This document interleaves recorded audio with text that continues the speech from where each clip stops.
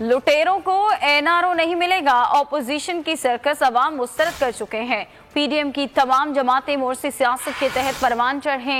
हिज़्ब मुखालिफ जमातें अब इस्तीफों से भी मुकर गई हैं। वफाकी वजीर मुराद सईद पीडीएम क़यादत पर बरस पड़े, कहा कि जीबी इलेक्शन, लाहौर और पेशावर जलसे अवाम ने उनका बयानिया मुस्तरद कर दिया। नायब कानून साजी के वक्त अपोजिशन ने ब्लैकमेल करने की कोशिश की। मुराद सईद का कहना था कि आसिफ जरदारी ने 316 करोड़ रुपए कैंप ऑफिस के नाम पर उड़ाए।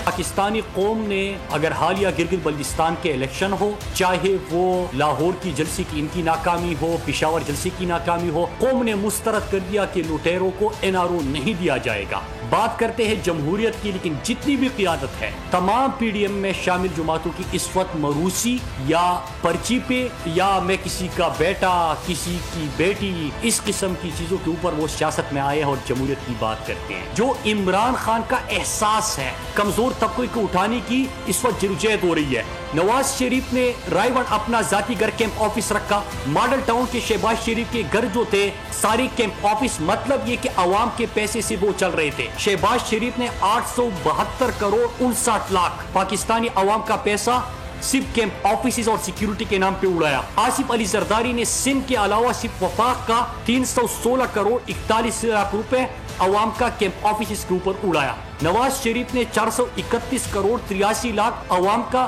कैंप ऑफिस के ऊपर उड़ाया। और जब पानामा में नाअहल हुए सुप्रीम कोर्ट की जजमेंट आई तो फिर भी शहबाज शरीफ ने रायगढ़ को कैंप ऑफिस डिक्लेयर कर दिया और अवाम के पैसे से वो चलता रहा, जिसमें 2700 से ज्यादा पुलिस एहलकार सिक्योरिटी भी सर अंजाम दे रहे थे।